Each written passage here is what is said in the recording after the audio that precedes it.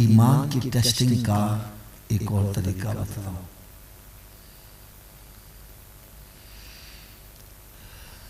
ایک صحابی رضی اللہ تعالیٰ عنہ عرض کرتے ہیں یا رسول اللہ صلی اللہ تعالیٰ علیہ وسلم ہمارے ماں باپ آپ پر قربان جائیں، ہمیں کیسے پتا چلے ہمارے اندر ایمان ہے کہ نہیں ہے؟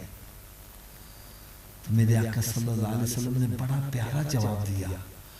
فرمایا میرے صحابہ جب تمہیں نیکی اچھی لگنے لگے اور گناہ برا لگنے لگے سمجھ جانا دولت ایمان موجود ہے. اور جب اچھائی برائی میں تمیز ختم ہو جائے تو پھر سمجھنا اندر خانہ خالی ہو گیا. اس کے لیے میں ایک سمجھانے کے لیے مثال دے دوں. ہمارے پڑوس میں ایک بندہ جب بھی ملتا تو بس ناشکری کے کلمات، مہنگائی بڑی ہو گئی ہے، اب کچن نہیں چلتا، یہ ہو گیا وہ ہو گیا، اس قسم کی باتیں کرتا رہتا تھا. ایک مرتبہ ان کے محلے میں کوئی فوتگی ہو گئی تو ہم بھی جنازے میں چلے گئے. اس کے گھر کے مکان کے قریب سے گزرے تو اس کے اوپر ڈش لگی ہوئی تھی. ان وقتوں میں ڈش بڑی قیمتی لگتی تھی. خیر جب ہم واپس آ گئے تو چند دنوں کے بعد پھر آ گیا، پھر لگا شکایتیں کرنے. میں نے کہا حضرت جی آپ کہتے ہو گھر کا کچن نہیں چلتا، وہ آپ کے گھر میں ڈش لگی تھی، وہ کہاں سے آ گئی؟ یار بات بڑی غور سے سننے والی ہے، دل کے کانوں سے سننے والی ہے. مجھے کہنے لگا حافظ صاحب پہلے ہمارے پاس وی سی آر ہوتا تھا تو ہمیں کرائے کی فلمیں لا کے دیکھنی پڑتی تھی. ہم نے وی سی آر بیچا، اس میں پیسے ڈالے تو ڈش لگا دی، اب فلموں کا خرچہ بچ گیا ہے. میں نے کہا یار مجھے پتا چلا کہ ان میں ڈش میں تو بڑی بڑی گندی فلمیں دکھائی جاتی ہیں، تو تیرے گھر میں بہو بیٹیاں ہیں، جوان بیٹے بھی ہیں، تو ان کے اندر بیٹھ کے تو کیسے دیکھتا ہوگا؟ اب اس کا جواب سننا. کہنے لگا حافظ صاحب جب نئی نئی لگائی تھی نا تو جب کوئی گندا سین آتا تو میں نگاہیں نیچی کر لیتا تھا. اب آہستہ آہستہ وہ بات ختم ہو گئی.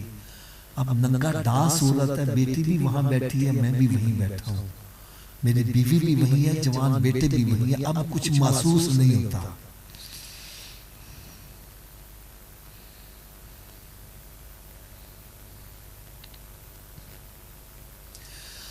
اگر ابھی بھی میری بات نہیں سمجھ آ رہی تو میں ایک اور مثال دے دوں.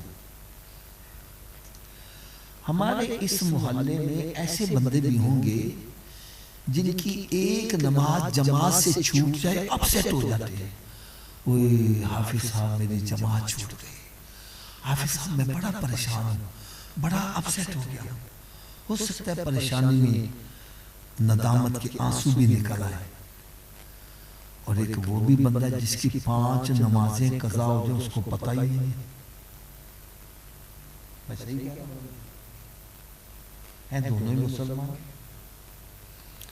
وجہ کیا ہے؟ ایک کی صرف ایک نماز جماعت سے چھوٹی ہے، اپسیٹ ہو گیا ہے، پریشان ہے، اور ایک کی 5 نمازیں قضا ہو رہی ہے اس کو پتہ ہی نہیں ہے.